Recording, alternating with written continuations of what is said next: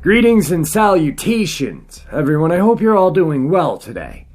I said I was going to do some Michigan Dogman encounters today, but some stuff came up, and that's why it's a late upload and a little shorter than normal upload, and it's going to be about United Kingdom Dogmen. Now, over in Europe, they refer to Dogman as Werewolf.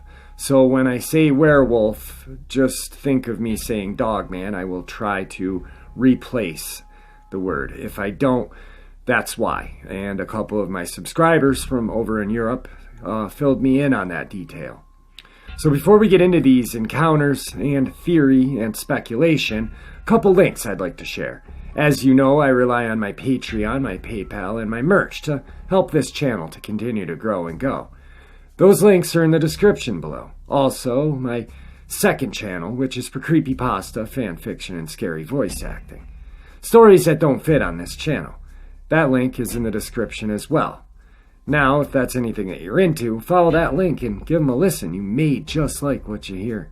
Also, I started a GoFundMe page to help raise some money for urban exploration, cryptid hunting, and ghost hunting equipment. These are videos I'm going to be doing in late spring, early summer, when it dries out and warms up a little bit up here. And that link is in the description as well. Now I've taken enough of your time rambling. Let's get on with these United Kingdom Dogman encounters and theory. Shall we? Our first United Kingdom Dogman / werewolf encounter brings us to Essex. Okay, not sure what you guys and girls will make of this, but this is my experience. I've never written this, so it's hard for me to put it into words. I grew up in the countryside near Essex, United Kingdom. We lived in a very rural area surrounded by thick woods and fields. There was a small farm down a single-track road. My first encounter with this thing that I can only describe as a beast was in our garden at about 11:30 p.m. when I was 13 or 14. My stepdad had just driven back from the pub and was in the kitchen making some toast when I came down to get a drink of water. The back garden floodlight was switched to off as it was very blinding when it came on. My stepdad noticed something moving about in the garden from looking out of the window. He questioned it, so I took a look, and as we tried to work out what was it, he switched the floodlight on. Plain as day, this thing was on all fours drinking water from the pond. It was huge. It was black and very wide and very muscular. It turned and looked towards the house. Assuming it couldn't see us from the blinding light, I have never seen anything like it. Its face was just like a dog, but fierce, and its features were very strong, covered in thick black hair from head to toe. My stepdad and I just stood there in shock. It moved away from the pond, stood up on its back legs, and leapt over the end of the garden hedge. The hedge was about 10 feet tall, and then it was gone. My stepdad turned off the light and told me to get to bed. The next morning, he told me that we were never to discuss what we saw again. Whenever I tried to mention it, he just denied it as it never happened. Another time, I was walking my friend home across the fields, past the old barn. There was a large, broken hole in the side of the barn, which we had to walk past to get to the track. It was around lunchtime, so broad daylight. As we got closer to the barn, we both noticed this animal edged inside the barn, looking out of the hole at us. It moved, and I knew that I had seen it before. We both questioned it, but decided to back off slowly, and it moved further into the barn. We walked back to my house very quickly and never went that way again. We had a few neighbors in the area who all said they had heard weird howling noises at night, but quickly were convinced that they were foxes. I grew up on the countryside, and I know what fox sounds like, and these were howls. They weren't fox sound. There was one report sent to the police about an unusual animal in the area after something huge ran in front of a dog walker in the woods. The dogs refused to walk near where the animal was and sat and whimpered as it shot from the woods ran across the field and back into the other woods. The police got castings of some prints, but then it all went hush and was never mentioned again. These are my experiences, and I am thankful I no longer live in Essex.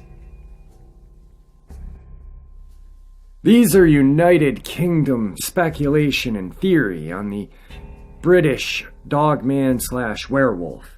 A number of werewolf and bipedal beast sightings in the United Kingdom has been on the increase in recent years, with some cities reporting multiple sightings of legendary creatures that haven't been seen in ages. What is causing the increase in sightings? Are there more werewolves, dogmen, more full moons, or more plump pets for feeding? The British werewolf expert has a new theory, and it's not good news for those who fear wild, furry beasts of any kind. The werewolf hotspot in England recently is Hull, or Kingston upon Hull, and the wooded areas around the East Riding of Yorkshire. The werewolf, who has allegedly roamed these areas for centuries, is the beast of Brumstone Drain, an 8-foot-tall, half-man, half-beast, who may hide out in the local drainage channel. Another beast believed in the area is Old Stinker, a werewolf-like creature with bad breath from eating corpses in the cemetery. Both have been reported in the past years and blamed for disappearances of pets.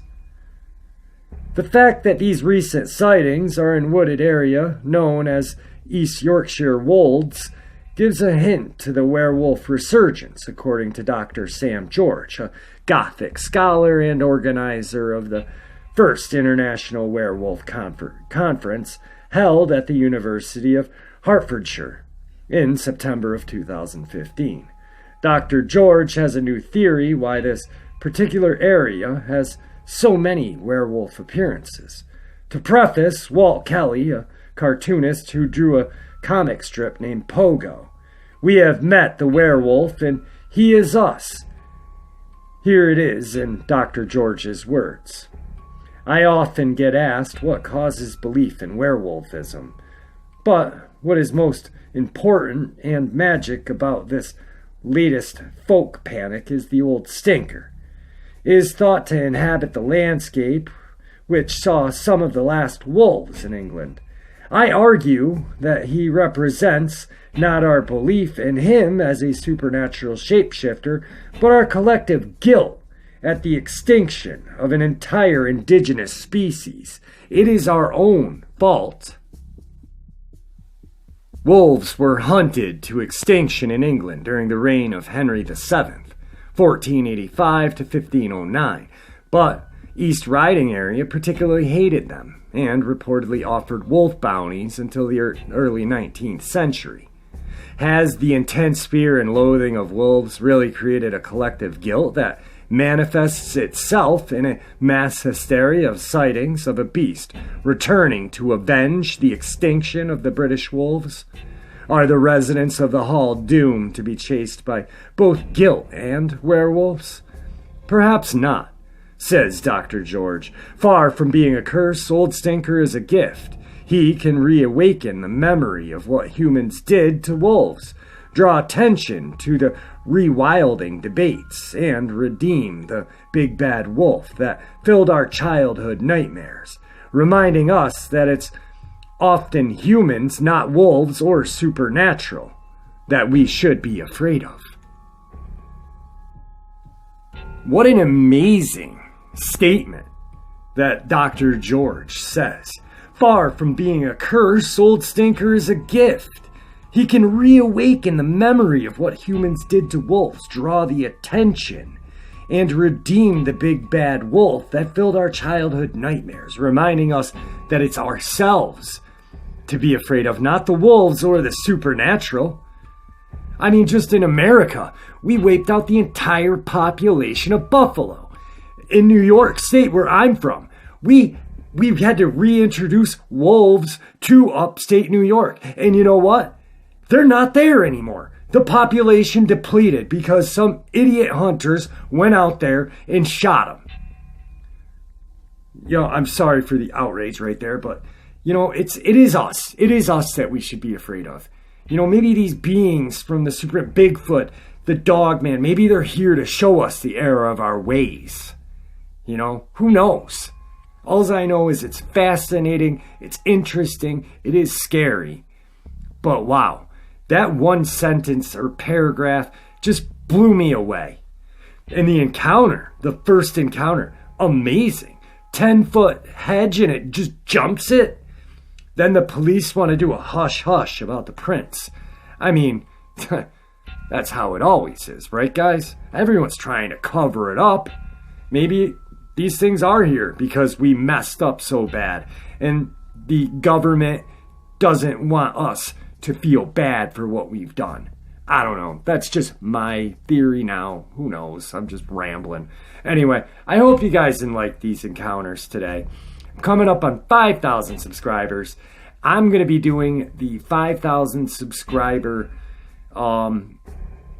encounter video. I've compiled a massive amount of encounters, and I'm just going to do that right when I hit 5,000 subscribers, which may be tomorrow or the next. If it's not tomorrow, I'm going to do Michigan Dogman encounters tomorrow. So with that, guys, I bid you farewell. Sorry for the late upload, and I'll see you guys later.